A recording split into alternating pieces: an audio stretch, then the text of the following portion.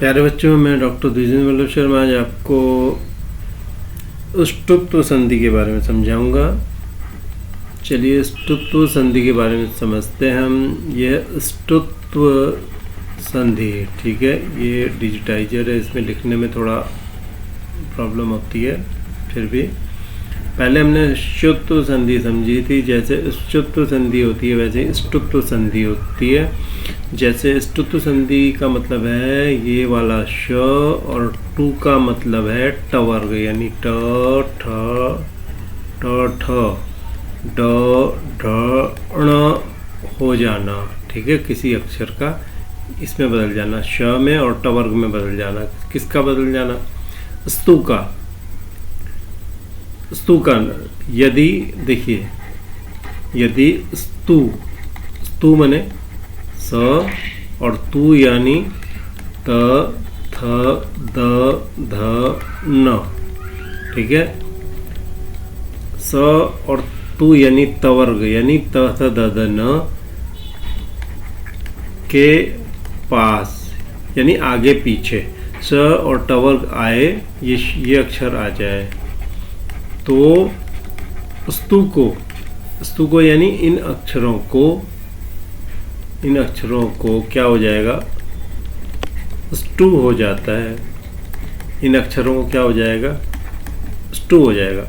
यानी कि यदि स्तु के आसपास यानी ये वाला स और त थ द ध न के पास श और ट ठ ड ढ न आ जाता है, चाहे वो आगे आए चाहे पीछे आए, तो उसको क्या हो जाएगा? स्तु को स्टू हो जाएगा। यानी ये वाला स, ये जो स है ये इस स में बदल जाएगा।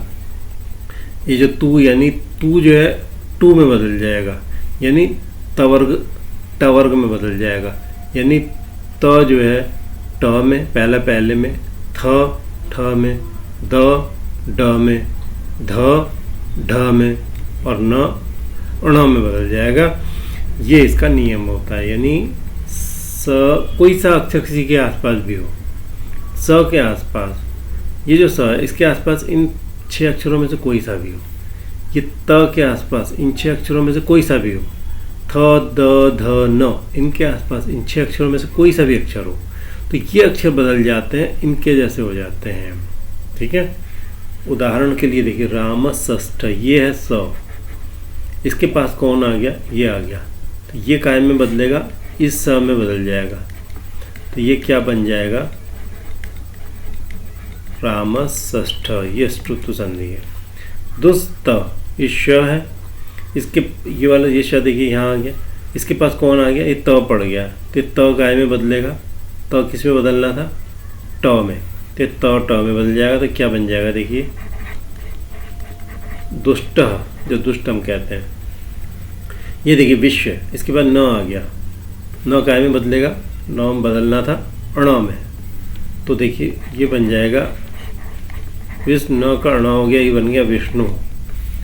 इस त, श के पास कौन आ गया? त आ गया, तो ये काय में बदलेगा? ट में बदलेगा। इष्ट माने जो हम कहते हैं ना, हमारा इष्ट, ये हम इसको पूजते हैं वगैरह। कृष्ण, फिर से श के पास कौन आ गया? न आ गया, तो क्या बन जाएगा? ये कृष्ण बन जाएगा, ये भी ठीक है। श को न हो गया। द है उद, ये है द, असल में लिखने में थोड़ा सा अस्पष्ट हो गया। उद द है, द के पास कौन आ गया? ड आ गया, तो ये द काय में बदलेगा? ड में बदलेगा ये वाला भी, तो ये क्या बन जाएगा? उड्डीन। पेस्टा में श के पास कौन है? त है, तो त काय में बदलेगा? ट में, तो ये क्या बन जाएगा? ये पेस्टा, ठीक है। अब देखिए इसी तरह से अन्य अक्षर देखिए, रामस्टिकते में देखो ये क्या है? राम है, विसर्ग है। अब मैंने बताया था विसर्ग संधि होती है, तो राम का विसर्ग क्या में बदलता है? पहले स में, विसर्ग को क्या हो जाता है? स, तो ये विसर्ग संधि कहलाती है, तो ये बन जाता है रामस। इसके बाद यहाँ पर कौन है? ट जैसी आएगा तो ये रामस काय में बदल जाएगा? ये स इस स में बदल जाएगा, रामस टीकते, क्योंकि इसके सामने जो है ट पड़ा हुआ है, ठीक है। इस तरह से हम इस स्तुत्व संधि को समझ सकते हैं कि किस तरह से दंत सकार और तवर्ग के आसपास आगे या पीछे अगर श यानी कि मूर्धन्य शकार और टवर्ग आ जाता है तो ये जो 6 अक्षर हैं स और तवर्ग ये उनमें बदल जाते हैं, श और टवर्ग में बदल जाते हैं। इनमें से कोई सा अक्षर पड़ा हो और उनमें से 6 में से कोई भी अक्षर पड़ा हो तो ये उस स्थिति को आ जाते हैं, पहला पहले को, दूसरा दूसरे को, तीसरा चौथा पांचवा, एक क्रम से बदल जाते हैं और स जो है श में बदल जाया करता है। बच्चों इसके सिवाय कुछ अपवाद भी हैं, उन अपवादों को हम पुस्तक में पढ़ लेते हैं। जैसे एक सामान्य नियम था, लेकिन इसके अतिरिक्त कुछ अक्षर या शब्द ऐसे हैं जहाँ पर ये नियम लागू नहीं हो पाता क्योंकि लोग ऐसा नहीं बोला करते थे। उसमें देखिए ये न पदांता टोर नाम, पद के अंतिम कोई पद है, उसका अंतिम अक्षर कोई टवर्ग है, ट ठ ड ढ ण, उसके बाद ये नाम शब्द को छोड़कर नाम को हटा दीजिए, यानी पद का अंतिम टवर्ग है, उसके बाद जो सवर स और तवर्ग है उसको श और टवर्ग नहीं होता। कोई पद है उसका अंतिम अक्षर टवर्ग है, ट ठ ड ढ ण, और उसके बाद कोई शब्द है, नाम शब्द को छोड़कर बाकी कोई भी शब्द है, तब ये नियम लागू नहीं होगा। जैसे शट, ये शट अपने आप में, शट माने 6, ये अपने आप में एक पूरा शब्द है, पद। इसके बाद कौन है स, ये स, इसको श होना चाहिए था, लेकिन लोग ऐसा प्रयोग करते नहीं थे। तो व्याकरण बनाने वाले ने कहा कि भाई ऐसा प्रयोग लोग नहीं करते हैं इसलिए नहीं होगा, तो ये ऐसा ही रह गया क्योंकि पद के अंत में टवर्ग था, इसके आगे ये हो गया। यही ट, ये स अगर पहले होता, ट बाद में होता, तब ये बदल जाता। या ये शट अपने आप में पद न होता, कोई प्रत्यय टाइप का होता, कोई धातु होती। जैसे यहाँ देखिए पेश, ये जो पेश है ऊपर, ये पद नहीं है, ये एक क्रिया है, और आगे त है। सॉरी ये यहाँ पर तो लागू नहीं हो पाएगा। मैं आपको एक कोई और शब्द देखता हूँ, कोई और शब्द यहाँ पर है नहीं, पर कोई और, ये टवर्ग की बात कर रहे हैं, ट ठ ड ण की। कोई और ऐसा कोई भी शब्द होता, कोई जैसे यहाँ पे पेश है, यहाँ पे कोई और क्रिया होती जिसके अंत में ट होता, तब यहाँ त को ट नहीं होना था। हाँ कोई क्रिया होती अगर और यहाँ तवर्ग होता या स होता तब हो जाता, लेकिन शब्द अगर है अपने आप में पूरा शब्द तो यहाँ पर स को श नहीं होगा। तो जैसे ये हुआ, हालांकि ये बहुत ज़्यादा डीप है, 10th स्टैंडर्ड में ये इस तरह की संधियाँ, इतनी टफ संधियाँ कम पूछी जाती हैं, फिर भी ये पढ़ना ज़रूरी है। ये आपने को जो मैंने ऊपर समझाया अष्टुनाष्टु की, ये जो पहले समझाए हैं ये तो आते हैं मोस्टली, लेकिन फिर भी इसको समझना ज़रूरी है। तो षट संता, षट संता इसमें नहीं हो, षट ते, ये देखिए षट ते, ये षट फिर 6 है, षट फिर जो है ये पद है अपने आप में, और ये ते है, तो ये इसका अंतिम अक्षर क्या है ट, और ये है ते, त को ट होना चाहिए था लेकिन ये नहीं बनेगा, षट ते। अच्छा, अनाम नवति नगरीणाम इति वाच्यम, अभी एक लाइन है, अनाम, नाम हमने नहीं, नाम नवति नगरीणाम इति वाच्यम, तो ये कह रहे हैं कि खाली ऊपर जो एक आता नाम छोड़कर, नाम ही नहीं, नाम के साथ नवति और नगरी, इन शब्दों के मामले में ये नियम लागू हो जाएगा।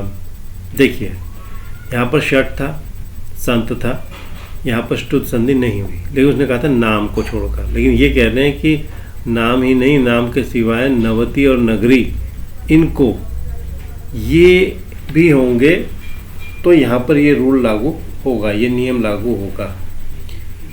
जैसे और ये आगे आने वाले सूत्र, यरोनुनासिक अनुनासिक वास से ग को अणा भी हो जाता है, यथा सड नाम, सड नाम। देखिए सड था, नाम था, ये पहले तो ट था, ट को ये हो गया ड, जस्व संधि जो होती है। तो ये पद था सट अपने आप में, ट को ड हुआ, और इधर न था, न को क्या हो गया, अण हो गया, ष्टुत संधि हो गई। सट नवति, ट था, ट को ड हुआ, जस्व संधि, न को अण हो गया। सड़ नगरिया, ट था, ट को ड हुआ, जस्व संधि, न को अण हो गया, सड़ नगरिया। एक देखिए तवर्ग के बाद श हो तो तवर्ग का टवर्ग नहीं होता है। तवर्ग के बाद, तवर्ग माने त थ द द, ये तो उसी एक और नियम आ गया। देखिए ऐसा होता है संधि में एक सामान्य नियम होता है, अधिकांश शब्द उसी नियम के अनुसार चलते हैं। लेकिन जैसे कक्षा में कुछ अलग से बच्चे होते हैं, उन पर कुछ नियम लागू नहीं होते। ऐसे ही कुछ शब्द ऐसे होते थे जिन पर समाज उस नियम का प्रयोग करता ही नहीं था, बहुत सारे शब्दों को एक जैसे ढंग से बोलता था, लेकिन कुछ शब्द छोड़ देता था। तो ये कुछ शब्द छूटे हुए हैं जिनमें वो नियम व्याकरण बनाने वाले जो पाणिनि जी थे, भगवान पाणिनि, उन्होंने कहा कि भाई लोग इन शब्दों में इसका प्रयोग नहीं कर रहे हैं, तो इसको ऐसे ही रखो। तो उन्होंने कहा तो सी, तवर्ग के बाद, त थ द ध न के बाद अगर ये श, ये मूर्धन्य सकार है, इसमें आपको क्लियर दिख नहीं रहा होगा, ये प दिख रहा होगा, पर ये श, तवर्ग के बाद, त थ द ध न के बाद अगर ये वाला श हो तो तवर्ग को टवर्ग नहीं होता, वहाँ पे नियम लागू नहीं होता। यथा जैसे सन षष्ठ, सन न, ये तवर्ग है, त थ द ध न, इसके बाद कौन, श, तो यहाँ पर ये नियम लागू नहीं होगा, न का न ही रह जाएगा, वरना इसको अण होना चाहिए था, सण षष्ठ बन जाए, सण षष्ठ बनना चाहिए था, लेकिन ये नहीं बना।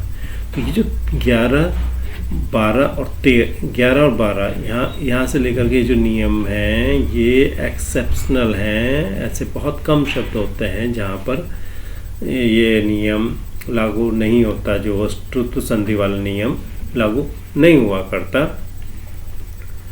तो इस तरह से हमने आज जो है ष्टुत संधि को समझ लिया है। अगर आपको लगा हो कि ये ठीक ढंग से आपको समझ में आया है तो अच्छी बात है। अगर आपको कोई दिक्कत महसूस हुई हो तो आप ज़रूर बताएं, तो उस दिक्कत को सॉल्व करेंगे। विदा लेते हैं आपसे अगली संधि के लिए। धन्यवाद।